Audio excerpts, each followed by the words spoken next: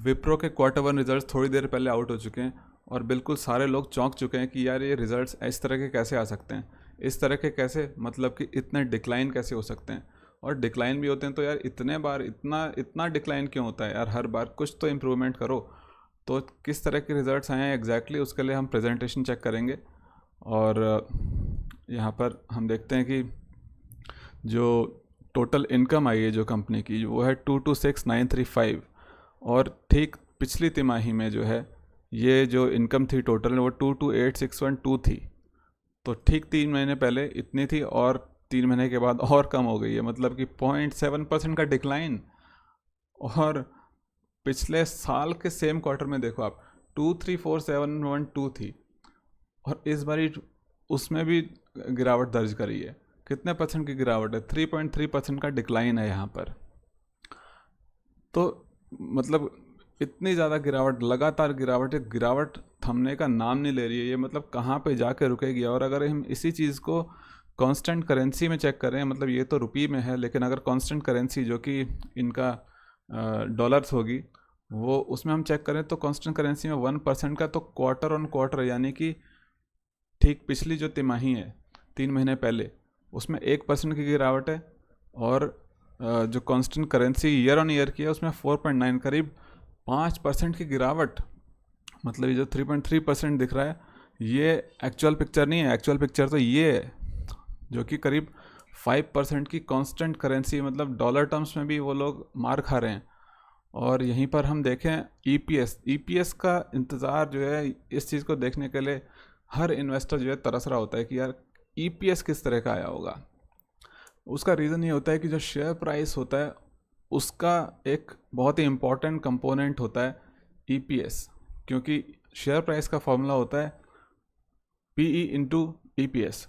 तो यहाँ पर हम देखते हैं कि जो ईपीएस है वो 5.75 के आसपास है, और जो कि क्वार्टर ऑन क्वार्टर में भी इम्प्रूवमेंट है और ईयर ऑन ईयर में भी इम्प्रूवमेंट है यहाँ पर। तो एटलीस्ट एक चीज़ अच्छी है शेयर होल्डर्स के लिए कि उन्होंने अपनी बॉटम लाइन को इम्प्रूव किया है, और यहाँ पर एक हमें ग्रोथ देखने को मिल रही है ईपीएस में। भले ही मतलब उनकी टॉप लाइन डाउन जा रही है, टॉप लाइन मतलब टॉप लाइन सेल्स जो होती है वो बिक्री कम कर पा रहे हैं, लेकिन एटलीस्ट बचा पा रहे हैं किस तरह से, कॉस्ट कटिंग करके। तो यहाँ पर एटलीस्ट हमें एज अ शेयर होल्डर हमें यहाँ पे थोड़ा सा सुकून मिलता है कि चलो यार ईपीएस तो बढ़ रहा है।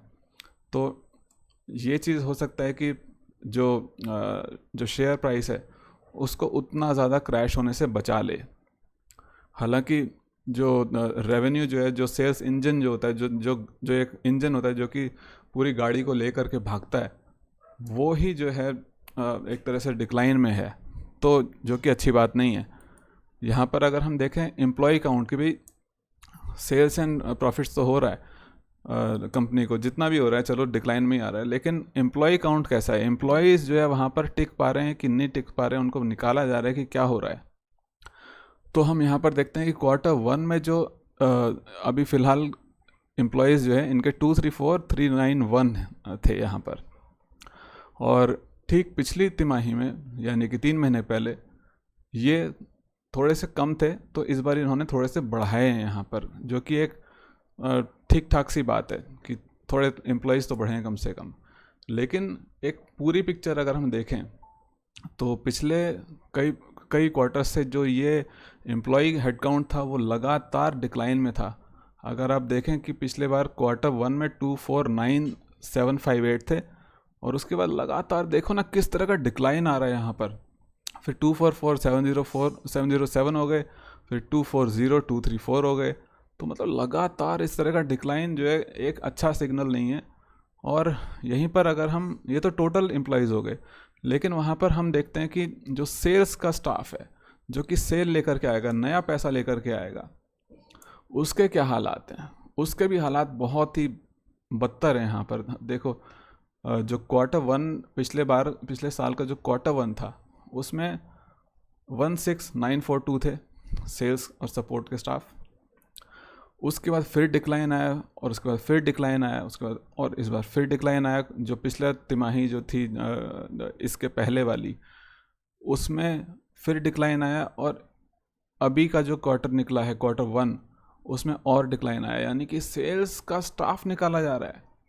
मतलब अगर सेल्स वाले ही नहीं रहेंगे तो नया पैसा आएगा कैसे? तो वो हमें शायद मैनेजमेंट को पता है कि फ़िलहाल तो सेल्स नहीं आने वाली है, क्योंकि यूएस में जिस तरह की हेडविंड्स चल रही हैं, वहाँ पर जो इंटरेस्ट की दरें हैं वो जिस तरह से बढ़ी हुई हैं, तो सेल्स का स्टाफ होगा भी तो वो नई सेल ला नहीं पाएगा, क्योंकि उनको धंधा मिलेगा ही नहीं यूएस में।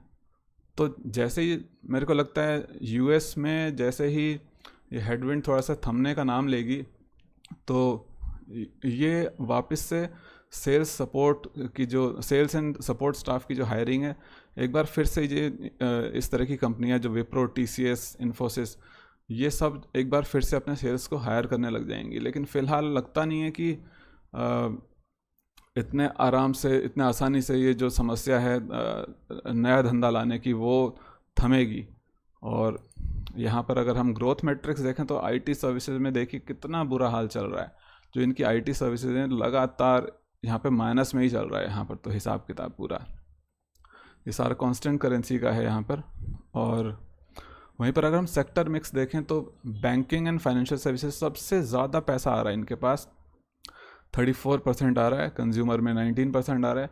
तो मेन जो ये इस तरह की पिक्चर जो है लगभग हमें सारी आईटी कंपनीज़ में लगभग अभी कल इन्फोसिस का भी रिजल्ट आया था, तो उसमें भी लगभग ऐसी ही पिक्चर थी। सबसे टॉप पे हमेशा फाइनेंशियल सर्विसेज रहती हैं, फिर कंज्यूमर रहता है, और फिर हेल्थ। तो टॉप 3 तो हमेशा अक्सर यही रहती हैं।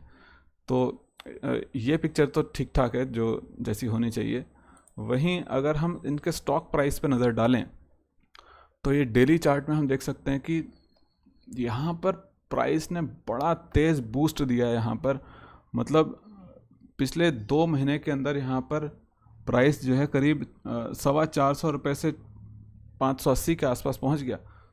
तो ये करीब मेरे ख्याल से 40% के आसपास की यहाँ पे इसने रनअप लिया है। लेकिन यहाँ पर रिज़ल्ट से पहले ही यहाँ पे एक बड़ी सी रेड कैंडल बन गई है।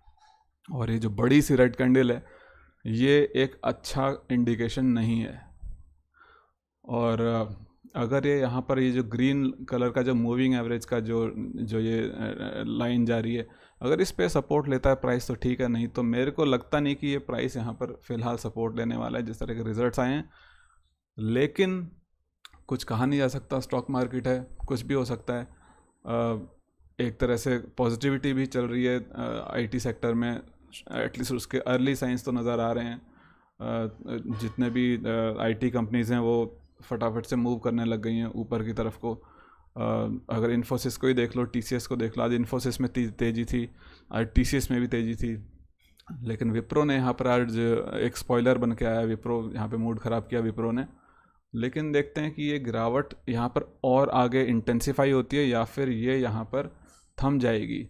और यहाँ पर अगर हम देखें कि आरएसआई चेक करें तो आरएसआई यहाँ पे ओवरबॉट के जोन में है। तो ऑब्वियसली यहाँ पर क्योंकि पिछले 1-1.5 महीने से यहाँ पे लगातार एक तेज़ी देखने को मिल रही है, तो ऑब्वियसली ओवरबॉट तो हो गई। लेकिन ये ओवरबॉट अब क्या ये ओवरसोल्ड की तरफ को जाएगा या फिर अभी और इसको रेड में चले, अभी ये जो ओवरबॉट जोन है अभी और लंबी चलेगी, तो ये तो आगे वक्त बताएगा। लेकिन अगर हम यहाँ पर देखें वीकली चार्ट, जो कि एक लंबे पर्सपेक्टिव से अगर हम देखें कि अगर हमें और कुछ कई सालों के लिए अगर हम इन्वेस्ट करते हैं, तो यहाँ पर हम ट्रेंड लाइन देख सकते हैं कि देखो किस तरह से ये एक अपवर्ड ट्रेजेक्टरी में ये प्राइस मूवमेंट चल रही है। यहाँ पर अगर हम इसको ही मान लें कि ये एक परफेक्ट ट्रेंड लाइन है, तो यहाँ पर हम देखते हैं कि अभी प्राइस हो सकता है कि अगर नीचे नहीं गिरता है तो फिर हो सकता है कि ये 630-640 के आसपास हिट करके फिर नीचे को आए। और अगर इस तरह के रिजल्ट्स देख करके मार्केट डिसअपॉइंट होती है तो फिर यहाँ पर एक बड़ी गिरावट देखने को मिल सकती है 30-40% की। इस वीडियो में कुछ भी जो है वो रिकमेंडेशन नहीं है, मैं सेबी रजिस्टर्ड एडवाइज़र नहीं हूँ। आप अपने फाइनेंशियल एडवाइज़र की हमेशा सलाह लें।